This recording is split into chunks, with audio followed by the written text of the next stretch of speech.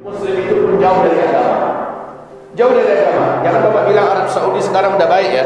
Arab Saudi bahkan sepakat kita mengatakan sekarang Arab Saudi ada di titik ternadirnya, di titik terlemahnya dalam berislam.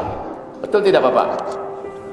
Bahkan Pangeran Salman di bulan April kemarin di acara televisi resmi dan tidak ada sedikit pun ragu-ragu mengatakan saya menolak seluruh hadis-hadis Nabi Muhammad sahih ke bawah.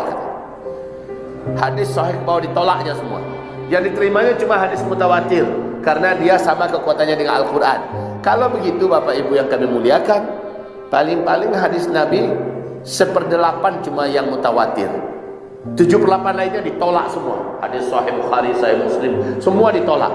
Maka wajarlah kalau hari ini Arab Saudi sebagai benteng terakhir penegakan syariat Islam di dunia jebol sudah. Arab Saudi menuju kepada kefasikan yang paling permanen, Pak. Kalau Bapak lihatlah bagaimana perangai muda-mudi sekarang di Arab Saudi, bahkan orang tua, baju-ubahnya pakai sal, pakai igal, tetapi berjoget-joget. Madu-adu botol yang sudah isinya minum-minuman keras, ya. Mereka mengundang penari-penari India, penyanyi-penyanyi hot dari seluruh dunia. Mereka mengadakan acara-acara yang tidak patut, tidak pantas. Bahkan di Indonesia pun masih kita katakan itu tak patut, tak pantas, tapi dibuat di sana. Jadi pada fase keempat, kefasikan dan maksiat memang menyebar merajalela. Para ulama di Arab Saudi ribuan yang ditangkap, sedang khutbah, sedang ceramah, sedang di rumah, sedang acara seminar, di depan publik ditangkap-tangkapi, masuk penjara sekarang. Itu Arab Saudi loh Pak.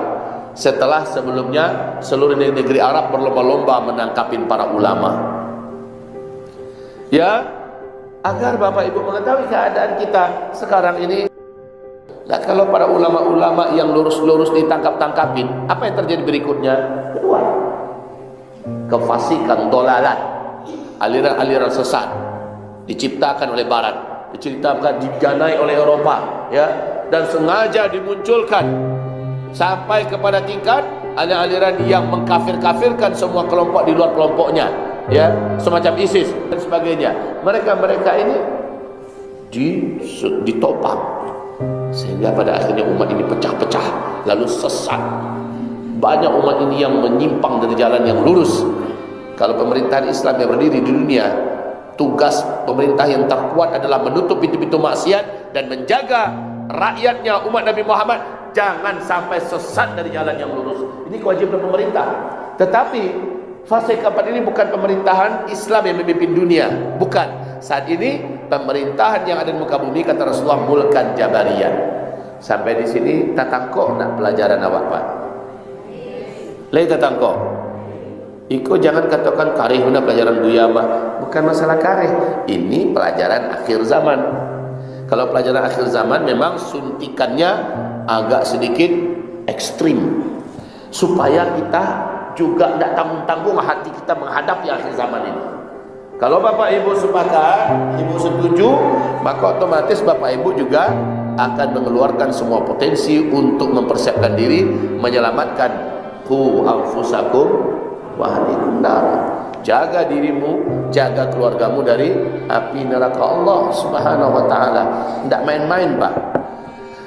Pak, setelah kesesatan menyebar di mana-mana, maksiat juga beredar. Bapak Ibu sudah tahulah bagaimana moral anak-anak kita sekarang, Pak ya. Jangankan tingkat kuliah, SD saja sekarang sudah berhasil dan bisa anak SD yang lain. Nggak tanggung-tanggung di depan kawan-kawannya rame-rame karena ada tontonan yang mereka tonton. Mereka dengan leluasa bergaul dengan handphone. Sesuatu yang paling kami khawatirkan, kita khawatirkan para pendidik generasi paling khawatir dengan handphone di tangan anak-anak. Dan hari ini karena daring ke daring, ya, apa yang mereka sebarkan dengan COVID dan sebagainya, akhirnya mereka dapat mengambil momen yang tepat untuk menghancurkan generasi. Kefasikan, kemaksiatan betul-betul sudah menjadi pakaian kehidupan. Maka bertahan pada akhir zaman ini luar biasa berat. Hadis Nabi tentang betapa beratnya umatku yang berislam pada masa itu, kata Nabi. Berat.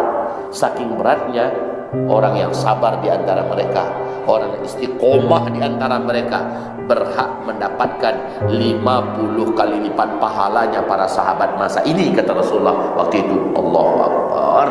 Itu tanda apa, Pak? Tanda beratnya ujian yang akan dihadapi oleh umat Nabi di akhir zaman ini. Para sahabat masih ada Nabi Muhammad. Ada apa-apa sedikit ada Nabi yang menyelesaikan. Ada apa-apa sedikit ada Nabi yang menguatkan hati mereka. Ada apa-apa sedikit ada Nabi yang mengarahkan mereka kembali kepada jalan yang lurus. Nah, kalau sekarang apa? Apa yang terjadi? Siapa yang mengiring umat? Siapa yang mengarahkan umat?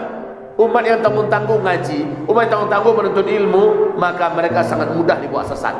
Betul ya Pak ya? Bu? Bapak, Ibu yang kami muliakan. Jadi kesyirikan seperti yang Allah firmankan dalam Al-Quran surat An-Nur ayat 55, di akhir zaman kesyirikan seperti atmosfer di mana-mana terhirup oleh umat Nabi Muhammad. Di mana-mana, bahwa dosa terbesar nomor 1 dari seluruh dosa besar yang ada, bahkan bisa menyebabkan orang lepas dari Islamnya, adalah syirik. Syirik akbar, syirik besar. Nah, kesyirikan di akhir zaman ini sesuai dengan firman Allah dalam surat An-Nur ayat 55, kesyirikan ini merata menyebar di mana-mana. Bahkan orang-orang musyrik mendapat panggung di televisi, ya, menjadi tontonan yang menarik, tontonan dijadikan tuntunan, dan tontonan itu adalah kesyirikan. Para dukun-dukun bermunculan, paranormal, peramal-peramal bermunculan di mana-mana. Ya, ajaran-ajaran, amalan-amalan yang mengandung kesyirikan betul-betul mendapatkan tempat. Maka bayangkan ancaman yang dihadapi oleh umat Nabi di akhir zaman. Bayangkan anak bapak ibu, ya, di mana para dukun-dukun, para ahli-ahli sihir bermunculan dalam bentuk-bentuk yang perlente, tampang yang gagah dan gaya. Lalu mereka mengatrasikan kemampuan sihir mereka, menyebabkan banyak mahasiswa-mahasiswa, anak-anak muda tertarik dan ikut belajar, tertarik dan ikut menjadi pengikut sekte-sekte yang seluruhnya menjadi abdi-abdi setan. Ini adalah fase keempat, kesyirikan.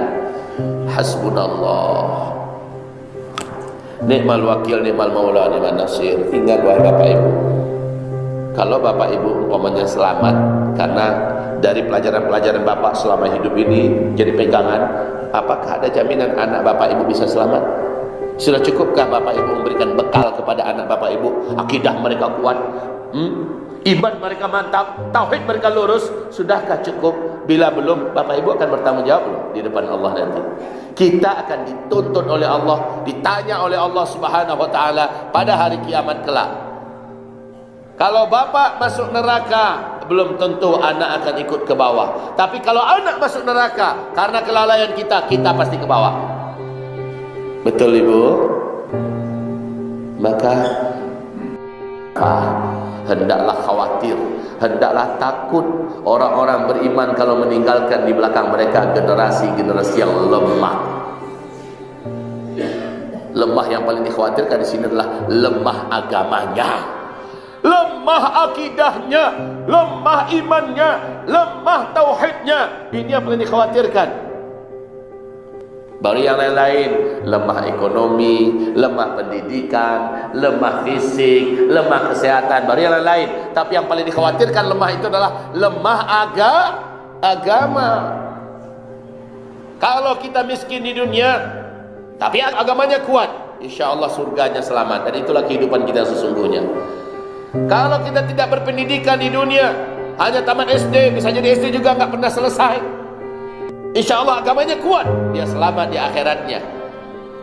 Kalau seandainya kita tidak bisa menguasai politik, karena memang kita politik dikadalin terus, ya sudah, selama agama kita kuat, di akhirat kita menjadi pemenang dan menjadi raja-raja di dalam surga.